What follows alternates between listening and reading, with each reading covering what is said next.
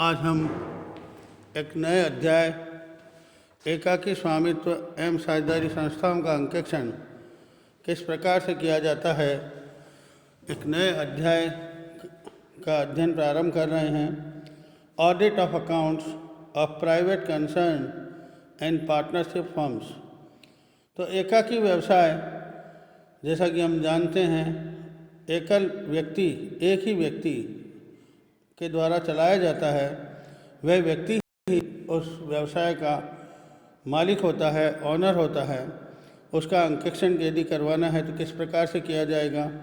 ठीक इसी प्रकार से एक साझेदारी संस्था जिसमें एक या एक से अधिक व्यक्ति जो व्यापार करते हैं वे साझेदार कहलाते हैं और वह संस्था साझेदारी फर्म कहलाती है। किस प्रकार से अंकेक्षण कार्य किया जाता है के बारे में अध्ययन करेंगे। एकाकी व्यापार से तात्पर्य ऐसे व्यापार से है जिसका स्वामी एक व्यक्ति है। प्रायः ऐसा व्यापार का आकार छोटा होता है तथा व्यापार के समस्त कार्यों पर उसका नियंत्रण होता है, परंतु एकाकी व्यापार जो आकार में बड़े हैं, जहां लेन देनों की संख्या अधिक है तथा लेखांकन कार्य अन्य कर्मचारियों के द्वारा किया जाता है, ऐसे एकाकी व्यापार में अंकेक्षण करवाया जाता है। तो कहने का तात्पर्य है विद्यार्थियों कि एकाकी व्यवसाय यदि छोटा है तो उस स्थिति के अंतर्गत वे व्यक्ति अर्थात स्वामी ही अपने व्यवसाय के संपूर्ण कार्यों को संधारित करता है। लेकिन यदि एकाकी व्यापार बड़े रूप में है, जहाँ लेन देनों की संख्या अर्थात जो व्यापार है जहाँ पर नंबर ऑफ ट्रांजैक्शन बहुत बड़ी मात्रा में होते हैं, तो लेखांकन कार्य किसी अन्य कर्मचारी के द्वारा किया जाता है। ऐसे एकाकी व्यापार में अंकेक्षण करवाया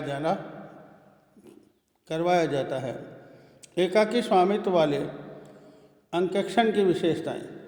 पहला विशेषता है एक निजी अंकेक्षण या ऐच्छिक प्रकृति का अंकेक्षण होता है। अर्थात एक तो निजी अपने स्वामी के द्वारा चाहने वाला, और दूसरा ऐच्छिक प्रकृति का अंकेक्षण होता है। दूसरा, व्यापार का स्वामी अपनी इच्छा से किसी भी व्यक्ति को अंकेक्षक के रूप में नियुक्त कर सकता है। अर्थात एकाकी व्यवसायी जो स्वामी है, मालिक है, वह अपनी इच्छा से किसी भी व्यक्ति को अंकेक्षक के रूप में नियुक्त कर सकता है। तीसरा, अंकेक्षण का कार्यक्षेत्र व्यापार के स्वामी तथा अंकेक्षक के मध्य हुए समझौते पर निर्भर करता है कि अंकेक्षण का कार्यक्षेत्र क्या होगा, अर्थात किस सीमा तक अंकेक्षण किया जाना है, और उन दोनों के मध्य अर्थात अंकेक्षक और एकाकी व्यवसायी जो स्वामी हैं उसके मध्य समझौते पर कार्यक्षेत्र का निर्धारण किया जाता है। उसके पश्चात आता है विद्यार्थियों अंकेक्षण। अंकेक्षक का पारिश्रमिक, निष्कासन इत्यादि के संबंध में समझौते में प्रावधान किया जाता है कि अंकेक्षक को कितना समझौता जो एग्रीमेंट किया गया है ऑडिटर एंड सोल ट्रेडर व्यवसायी के मध्य, उनके मध्य समझौते में लिखा रहता है कि अंकेक्षक को कितना पारिश्रमिक दिया जाएगा और निष्कासन अर्थात किस प्रकार से उसको निष्कासित किया जा सकता है अंकेक्षण कार्य से। उसके पश्चात आता है विद्यार्थियों अंकेक्षक के अधिकार। अंकेक्षक के अधिकार के अंतर्गत पहला बिंदु है लेखा पुस्तकों, प्रपत्रों, प्रलेखों तथा प्रमाणों की जांच का अधिकार होता है अंकेक्षक को। दूसरा है सूचना व स्पष्टीकरण मांगने का अधिकार होता है। तीसरा, पारिश्रमिक प्राप्त करने का अधिकार होता है। चौथा, संदेह होने पर रिपोर्ट में उल्लेख करने का अधिकार होता है। उसके पश्चात आता है विद्यार्थियों अंकेक्षक के कर्तव्य कि what are the duties of an auditor. पहला बिंदु है जांच उचित व सावधानी व चतुराई से करनी चाहिए। ये हम प्रारंभ से ही पढ़ रहे हैं। दूसरा है व्यापार से संबंधित सूचनाओं को गुप्त रखना चाहिए। तीसरा है नियोक्ता को रिपोर्ट देनी चाहिए। ठीक है। कहने का तात्पर्य जो अंकेक्षण कार्य है वह उचित सावधानी व चतुराई से करें। दूसरा, व्यापार से संबंधित सूचनाओं को गुप्त रखें। और तीसरा, जो अंकेक्षण कार्य किया है उससे संबंधित जो रिपोर्ट है वो किसको दे, एकाकी व्यवसायी या मालिक को दे, या संबंधित व्यक्ति जिसका नाम एग्रीमेंट में लिखा गया है उसको रिपोर्ट दी जानी चाहिए। साझेदारी संस्थाओं का अंकेक्षण अर्थात पार्टनरशिप फर्म का अंकेक्षण यदि किया जाना है तो अंकेक्षण कार्य को किस प्रकार से किया जाएगा। साझेदारी अधिनियम 1932 के अनुसार साझेदारी संस्था के लेखों का अंकेक्षण कराना अनिवार्य नहीं है, किंतु यदि साझेदारी संस्था का आकार बहुत बड़ा है तो ऐसी संस्थाएं अपने साझेदारी संलेख में फर्म के हिसाब किताब का अंकेक्षण योग्य लेखापाल द्वारा किया जाना अनिवार्य कर देती है। ऐसी स्थिति में अंकेक्षण एक चार्टर्ड अकाउंटेंट सर्टिफाइड ऑडिटर द्वारा ही किया जाना चाहिए।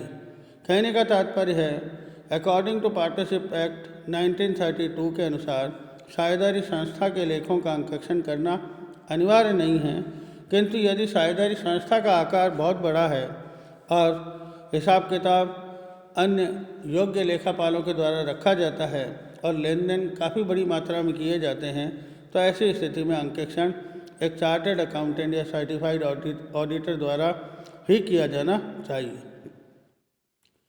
साझेदारी फर्म के अंकेक्षण से लाभ अर्थात यदि साझेदारी फर्म का अंकेक्षण करवाया जाता है तो इससे क्या लाभ होते हैं। What are the merits of a partnership firm audit of partnership firm. पहला मेरिट है, विद्यार्थियों फर्म के साझियों को यह विश्वास हो जाता है कि फर्म के लेखे व्यवसाय की सही स्थिति को प्रकट करते हैं या नहीं। सबसे इम्पॉर्टेंट बात है कि समस्त साझेदारों के मध्य एक परस्पर विश्वास पनपा रहता है, विश्वास बना रहता है कि लेखे व्यवसाय की सही स्थिति को प्रकट करते हैं। दूसरा है, इससे साझेदारों की ईमानदारी व कार्यकुशलता प्रकट हो सकेगी, ऑनेस्टी एंड एफिशिएंसी प्रकट हो जाएगी। तीसरा है, यदि कोई साझी व्यक्तिगत स्वार्थों से कार्य कर रहा है तो यह प्रकट हो जाएगा। तीसरा है, पारस्परिक प्रेम व सौहार्द में वृद्धि होती है। सबसे इम्पॉर्टेंट है, यदि पार्टनरशिप फर्म का अंकेक्षण करवाया जाता है तो ऐसी स्थिति में उन साझेदारों के मध्य यदि कोई अनबन है या मनमुटाव है तो अंकेक्षण करवाने से उनके मध्य जो मनमुटाव है वह दूर होता है और आपस में पारस्परिक प्रेम व सौहार्द में वृद्धि होती है। पांचवा है, फर्म के साझियों को यह विश्वास हो जाएगा कि साझेदारी संलेख के प्रावधानों का पालन किया जा रहा है। छठा है, किसी साझी के अवकाश ग्रहण करने, मृत्यु पर या नए साझेदारों के प्रवेश पर हिसाब किताब में सुगमता रहती है। सातवां है, अंकेक्षित हिसाब किताब पर आयकर अधिकारी, बिक्री कर अधिकारी, बैंक इत्यादि शीघ्रता से भरोसा कर लेते हैं। सबसे महत्वपूर्ण बिंदु है, जो ऑडिट करवाया गया है उस ऑडिट करवाने से संस्था की पुस्तकों पर आयकर अधिकारी, बिक्री कर अधिकारी, बैंक अधिकारी शीघ्रता से भरोसा कर लेते हैं। आठवां बिंदु है, विद्यार्थियों बहुमूल्य सलाह यदि मिल जाती है। कहने का मतलब, यदि अंकेक्षक किसी कार्यों के संदर्भ में या कमियों को दूर करने के संदर्भ में संस्था के साझेदारों को कोई सुझाव देता है तो वह सुझाव भी साझेदार मानकर उसको अपनी संस्था के उन्नति के लिए काम में ले सकते हैं। साझेदारी फर्म का अंकेक्षक। साझेदारी फर्म के अंकेक्षण कार्य में सबसे पहले महत्वपूर्ण बिंदु है कि अंकेक्षक की नियुक्ति करना, कि साझेदारी संस्था के जो समस्त साझेदार हैं वह अंकेक्षक की नियुक्ति करते हैं। और दूसरा, समझौते के अंतर्गत यह लिखा रहता है कि उस अंकेक्षक को कितना पारिश्रमिक दिया जाएगा।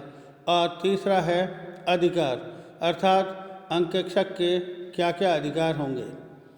कर्तव्य: साझेदारी संलेख का अध्ययन।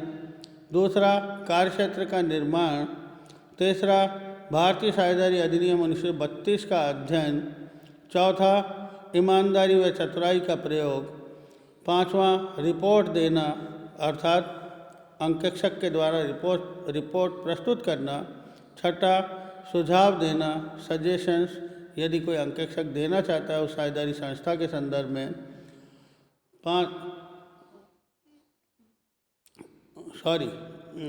चौथा बिंदु में गड़बड़ आगे विद्यार्थियों। छठा सुझाव देना और उसके पश्चात आता है अगला बिंदु है नया, अंकेक्षक के दायित्व। अंकेक्षक के कौन कौन से दायित्व होते हैं, अर्थात कहने का मतलब यदि अंकेक्षक अंकेक्षण कार्य करने का जिम्मेवारी लेता है तो उसको संपूर्ण जिम्मेवारी से संस्था के लेखांकन की, प्रक्रिया की, लेन देन की, समस्त व्यवहारों की जांच करनी चाहिए पूर्ण चतुराई से। अगला बिंदु है अंकेक्षण कार्यक्रम की तैयारी और उसके पश्चात अंकेक्षण कार्य का प्रारंभ और है अंकेक्षण रिपोर्ट को देना।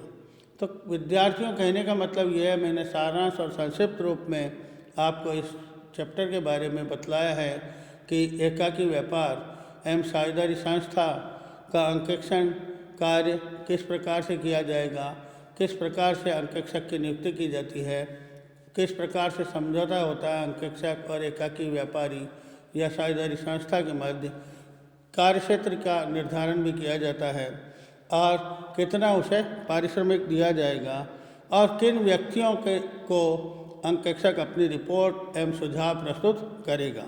अब इस चैप्टर से संबंधित कुछ विश्वविद्यालयों के अंतर्गत पूछे जाने वाले प्रश्न जो सामान्यतः अति लघुत्तरात्मक एवं लघुत्तरात्मक रूप में पूछे जाते हैं के बारे में हम अध्ययन कर रहे हैं।